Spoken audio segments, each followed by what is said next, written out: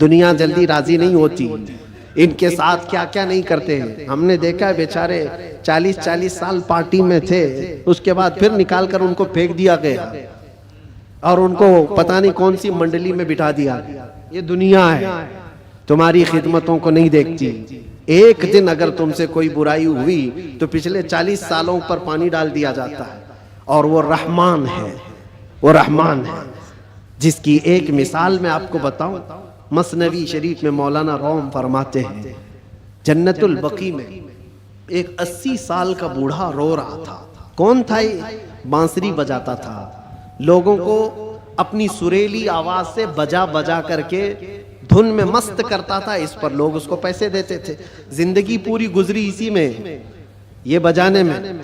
اور جب بانسری بجاتا تھا تو بہترین لے تھی اس کے پاس، بہترین طرز تھی، اور اس پر لوگ واہ واہ کرتے تھے، پیسے دیتے تھے۔ لیکن کب تک بجائے گا؟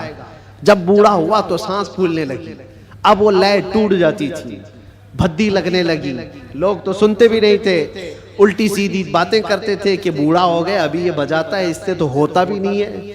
لیکن بیچارے کے پاس اس کے علاوہ کوئی فن تھا بھی نہیں، کرتا تو کیا کرتا، اس کی کمائی کا ایک ہی ذریعہ تھا یہ بانسری بجانا، اور اس کو بجا کر کے لوگوں کو خوش کرتا تھا۔ لیکن جب اس نے دیکھا کہ اب دنیا ایک پھوٹی کوڑی بھی دینے کو تیار نہیں، فاقے پہ فاقے آ گئے، مرنے کی حالت آ گئی، 80 سال کی عمر ہے۔ یہ زمانہ حضرت عمر فاروق کا ہے۔ اس وقت یہ بوڑھا جنت البقیع قبرستان مدینہ طیبہ کا آیا اور اس بانسری کو اپنے گھٹنے سے توڑ ڈالا، توڑ دیا اور کہا پھینک دیا۔ کہا اے خالق کائنات، تو نے مجھے پیدا کیا، لیکن اگر میرے حصے میں رزق نہیں ہے تو مجھے موت دے، میں قبرستان میں کھڑا ہوں، میں اب کسی اور پر بوجھ نہ بنوں، میں یہیں مروں اور یہیں سو جاؤں، مجھے معاف کر دے مولا۔ وہ روتا رہا۔ جب حالات کا مارا ہوا آدمی مولا کی بارگاہ میں روتا ہے نا تو اس کا دل بھر آتا ہے۔ حالات کا مارا ہوا جب روتا ہے تو اس کے رونے کی آوازیں آسمانوں کو چیر دیتی ہیں۔ تمہیں اندازہ نہیں، یوں ہی رونے والا الگ ہے، لیکن حالات سے مارا ہوا، دل کا ٹوٹا ہوا جب روتا ہے تو اس کی آوازیں ساتویں آسمان کے اوپر جاتی ہیں۔ رویا، بے انتہا رویا، اور گر کر کے وہیں سو گیا۔ نہ کھانا ہے نہ پانی ہے، کئی دنوں کا بھوکا ہے۔ اللہ اکبر، یہ زمانہ ہے۔ حضرت عمر فاروق رضی اللہ تعالیٰ عنہ مسجد نبوی شریف میں ہے، اور وہ پڑھتے پڑھتے حضرت عمر کو اونگ آئی، اور جیسی ہی ان کو اونگ آئی خواب میں رسول پاک تشریف لائے۔ فرمایا عمر جلدی اٹھو، اپنے گھر سے کھانا پانی لو، اور جنت البقیع میں اللہ کا ایک مہمان کھڑا ہے، اسے کھلاؤ۔ حضرت عمر گئے، کچھ نہیں دیکھا، کون ہے کیا ہے پتہ نہیں ہے، کون ہے معلوم نہیں، حکم ہوا، گھر گئے اور توشہ دان لیا، جو کھانے پینے کی چیزیں میسر تھی سب لے کر کے فوراً جنت البقیع آئے۔ دیکھا کہ کون ہے یہاں پر، اتنی رات گئے، کون بندہ ہوگا، تلاش کرتے کرتے درمیان میں پہنچے تو ایک بوڑھے کو وہاں پر غش کھائے ہوئے پڑا ہوا دیکھا، اس کو اٹھایا، جیسے ہی اٹھایا وہ کانپنے لگا۔ وقت کا بارعب خلیفہ سامنے کھڑا ہے، وہ قیصر و کسریٰ جس سے کانپتے ہیں وہ عمر فاروق کھڑے ہیں۔ بوڑھا سوچنے لگا کہیں کوڑے نہ پڑ جائے، میری سزا کا کوئی وقت تو نہیں آ گیا ہے۔ عمر ابن خطاب سامنے کھڑے ہیں، کپ کپی تاری تھی۔ پوچھا امیر المومنین کیا بات ہے؟ کہا مجھے تو نہیں پتا کیا بات ہے، لیکن مجھے کھانا دے کر بھیجا گیا تجھے کھلانے کے لیے، تجھے کھلانے کے لیے، اٹھ، کئی دن سے تو بھوکا ہے، کئی دن سے تو پیاسا ہے۔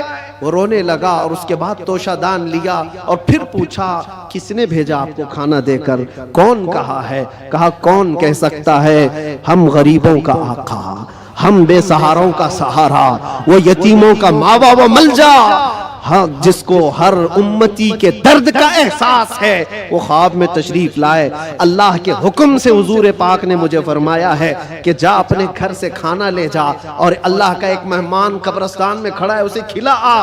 اتنی بات سننی تھی، وہ چیخ مار کر کے گرا اور کہنے لگا 80 سال تک میں نافرمانی کرتا رہا، 80 سال تک بانسری بجاتا رہا، دور بھاگتا رہا، آج ایک دن کیا اس رحمان کو میں نے پکارا، وہ 80 سال کی ساری چیزوں کو چھوڑ دیا اور میرے پیٹ بھرنے کے لیے وقت کے خلیفہ کو بھیج دیا۔ اس رحمان کا، اس ارحم الراحمین کا یہ مظہر ہے میرے عزیزوں۔ آپ کیا سمجھتے ہیں دنیا کو مناتے رہ جاؤ؟ نہیں مانتی، یہ جھوٹی ہے، مکار ہے، عیار ہے، دغاباز ہے، شہد دکھائے زہر پلائے، قاتل ڈائن شوہر کش، اس مردار پہ کیا للچائے، دنیا دیکھی بھالی ہے، سونا جنگل رات اندھیری چھائی بدلی کالی ہے، سونے والوں جاگتے رہیو چوروں کی رکھوالی ہے، آنکھ سے کاجل صاف چرا لے یا وہ چور بلا کے ہیں، تیری گٹھری تاکی ہے اور تو نے نیند نکالی ہے، وہ تو نہایت سستا سودا بیچ رہے ہیں جنت کا، ہم مفلس کیا مول چکائیں، اپنا ہاتھ ہی خالی ہے۔ عزیزان گرامی وقار، میں صرف اتنی بات کہنا چاہتا ہوں کہ تمہارے پاس جو دین کا خزانہ ہے، جو اسلام پہنچا ہے، اور خاص طور پر سنیوں کو میں بار بار یہ کہتا ہوں کہ تمہارے پاس دنیا کی اتنی بڑی دولت ہے، اتنی بڑی دولت ہے جس کو آپ کمپیر نہیں کر سکتے کسی اور چیز سے، اس دولت کا نام ہے عشق رسول پاک۔ سنیوں کے سینوں میں یہ موجود ہے، وہ اپنے نبی پاک صلی اللہ علیہ وسلم کا نام آتا ہے تو انگوٹھے چوم کر کے آنکھوں سے لگا لیتے ہیں بغیر کسی کو بتائے۔ نبی کے نام پر آج پوری دنیا بھی، آپ کو پتا ہے، ناموں سے رسالت کا کوئی مسئلہ آئے اور اس پر کوئی آواز اٹھے اور کوئی بے قابو ہو سکتا ہے تو دنیا کو معلوم ہے وہ سنیوں کی جماعت ہی بے قابو ہوتی ہے۔ کیوں؟ ان کو پتا ہے، پوری دنیا جانتی ہے یہ اپنے نبی پاک صلی اللہ علیہ وسلم کے لیے جو جذبہ رکھتے ہیں دل کے اندر، وہ ایسا جذبہ ہے، جان ہے وہ، ہمارا جذبہ کیا ہے؟ جان ہے وہ، اور جان ہے تو، ہاں جان ہے ہمارے لیے، اور پھر ہمارا ماننا تو یہ ہے وہ جو نہ تھے تو، اور وہ جو نہ ہو تو، ہماری زندگی میں حضور نہ ہو تو کچھ نہیں، ہماری پوری حیات، ہماری پوری لائف، یہ جو خزانہ تمہارے پاس ہے یہ بہت قیمتی ہے، بہت قیمتی ہے۔ اسی کو اعلیٰ حضرت نے کہا ہے آنکھ سے کاجل صاف چرا لیں گے۔ آنکھ سے کاجل چرایا جاتا ہے کیا؟ یہ جو لگا ہوا شیشی کا کاجل ہے نہیں، یہ استعارہ ہے، شعر میں کہا گیا مومنوں تمہارے پاس جو آنکھ کا کاجل ہے وہ عشق رسول ہے، تمہاری آنکھوں کا وہ نور ہے، اور بہت سارے بھیڑیے گھوم رہے ہیں اسی کاجل کو چرانے کے لیے، تمہارے دلوں سے وہ نکال لیں، تمہاری آنکھوں سے وہ نکال لیں، اور بیچارے کتنے تو بہک گئے، چوری ہو گئے اور چوروں کے ہاتھ میں گر گئے اور دلوں کے اندر سے حب مصطفیٰ نکلتی چلی گئی۔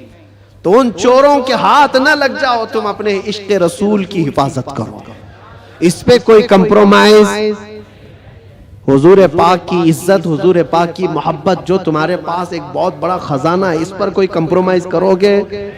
نہیں کرو۔ یہ صحابہ کا مسلک ہے، صحابہ کا مذہب ہے۔ مکہ مکرمہ میں ایک صحابی کو سولی پر لٹکا کر کے کفار و مشرکین یہ کہہ رہے تھے، ان کے ناخنوں کو پکڑ سے کھینچ رہے تھے، ان کی ناک کاٹ رہے تھے، کان کاٹ رہے تھے، ہونٹ کاٹ رہے تھے، اور آنکھوں میں گرم سلائیاں پھیر رہے تھے، اور پھر کہہ رہے تھے کہ دیکھو تمہاری جگہ محمد ہوتے تو کتنا اچھا ہوتا، تم آرام کر رہے ہوتے، ان کے نام پر تم کٹے جا رہے ہو، مرے جا رہے ہو۔ سب کٹ چکا تھا، تب جوش میں وہ صحابی بولنے لگے، خبردار میرے جسم کے ابھی 1000 ٹکڑے ہو جائیں میں برداشت کروں گا، اس نبی پاک کے تلوے میں کانٹا بھی چبھے یہ مجھے گوارا۔ یہ دولت جس کی حفاظت یہ صحابہ کا مسلک ہے، یہ صحابہ کا مذہب ہے، جس کے تم امین ہو، جس کے تم امانت دار ہو۔ آج پوری دنیا وہ چیز کھینچنا چاہتی ہے، حالات جو کچھ بھی ہو، جب بھی حضور پاک کی محبت کی بات آئے، ساری چیزیں ایک طرف، میرے نبی کی ذات ایک طرف۔ اور پھر میں اسی پر آ کر گفتگو ختم کرتا ہوں میرے عزیزوں، منانا ہے تو اللہ اور اس کے رسول کو مناؤ۔ دنیا کبھی تم سے نہ مانے گی، یہ کبھی نہیں مانی تھی، اور جنہوں نے ان کی غلامی کی ہے وہ آج دیکھ رہے ہیں ان کی حالت کیا ہے۔ وہ ایسی حالت ہو گئی، دھوبی کا کتا، نہ گھر کا نہ گھاٹ کا، ادھر کے بھی نہیں رہے ادھر کے بھی نہیں رہے۔ جنہوں نے غلامی کی ہے، اس طرح سے اپنی زندگی نہ گزارو. کچھ تو ان کو راضی کرنے کے لیے گئے تھے بیچارے, نام بھی بدل لیے, کپڑے بھی بدل لیے, سب کچھ کر کے دیکھ لیا, لیکن وہ بڑے خونخوار لوگ ہیں. وہ دوسری کاسٹ کو برداشت نہیں کرتے, تجھے کہاں سے برداشت کریں. لات مار کے بھگایا ہے. کئی جگہوں پر یہ حالات تاریخ میں پڑھتے آؤ. اس لیے راضی کرنا ہو تو اللہ اور اس کے رسول کو راضی کرو. اور وہ ابھی میں نے واقعہ بتایا ہے, کتنی جلدی مولا راضی ہوتا ہے, کتنی جلدی مولا راضی ہوتا ہے.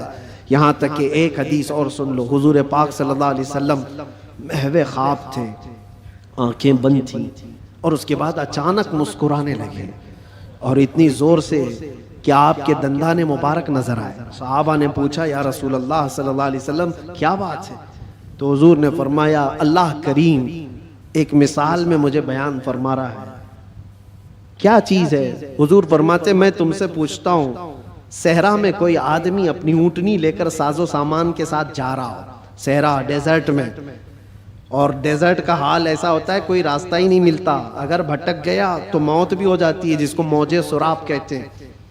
ہر طرف چمکتا ہوا پانی دکھتا ہے, اور جہاں جاتا ہے وہ ریت ہوتی ہے, بالو ہوتی ہے, اور اسی بھٹکنے کے عالم میں اس کی موت بھی ہو جاتی ہے. بہت سارے صحرا کی موت عرب والے جانتے ہیں.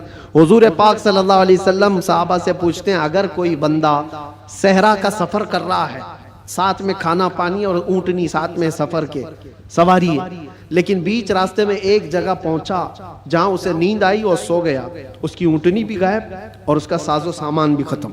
جب اٹھا تو پریشان. اب یہ عرب کے لوگ بہتر جانتے ہیں صحرا میں کسی کے کھانا پانی ختم ہو جائے, سواری چلی جائے تو اس کا کیا حال. وہ بندہ جب نیند سے اٹھا تو ہر جگہ ڈھونڈا, اس کی اونٹنی کہیں نہیں ملی, اس کا کھانا پانی کہیں نہیں ملا, ہر جگہ سے ڈھونڈ ڈھونڈ کر تھک گیا, موت کے قریب تھا, موت کے قریب تھا. پھر اچانک اس کو نیند لگی. ایک دن گزرا کہ 2 دن, جو بھی ہے, موت کے قریب تھا, نیند آ گئی. تھوڑی دیر کے بعد آنکھ کھلی تو اس کی اونٹنی بھی سامنے ہے, کھانا بھی سامنے ہے. اب سنو یہ مثال ہے. حضور پاک صلی اللہ علیہ وسلم فرماتے ہیں صحابہ سے, اے میرے صحابہ بتاؤ اس صحرا میں چلنے والے مسافر کو کتنی خوشی ہوگی اپنا کھویا ہوا اونٹ مل جائے, اپنا کھویا ہوا کھانا مل جائے, اس کی جان میں جان آئے, کتنی خوشی ہوگی. صحابہ کہتے ہیں یا رسول اللہ اس کی زندگی کی سب سے بڑی خوشی ہے وہ کہ موت کے منہ میں جا چکا تھا, لیکن واپس اس کا کھویا ہوا اونٹ بھی ملا, کھانا بھی ملا. اس کی خوشی کو تو کوئی نہیں پہنچ سکتا. حضور پاک صلی اللہ علیہ وسلم فرماتے ہیں بلا تشبیہ و بلا تمثیل, یہ مثال کے لیے حضور نے فرمایا اے میرے صحابہ جب ایک بندہ بھٹک جاتا ہے, گناہوں میں لگ جاتا ہے, اور پھر جس دن وہ توبہ کر کے واپس آتا ہے, اس مسافر کو جتنی خوشی نہیں ہوئی مولا کو اس سے زیادہ خوشی ہوتی ہے. میرا بھٹکا ہوا بندہ میرے پاس واپس آ گیا ہے, میرا بھٹکا ہوا بندہ میرے پاس واپس آ گیا. رب تبارک و تعالیٰ خوشی کا اظہار فرماتا ہے. اس لیے اے نوجوانوں, رب تبارک و تعالیٰ کی رحمت تو تمہیں تھامنے کے لیے ہمہ وقت ہے, ہمہ وقت تیار ہے, لیکن آپ اس سے دوڑے دوڑے بھاگ کر کے ان راتوں کو اگر کیرم میں, مرغے لڑانے میں, بکرے لڑانے میں اور دنیا بھر کے انٹرٹین میں گزارتے ہو تو یہ کتنی بڑی بدنصیبی ہے.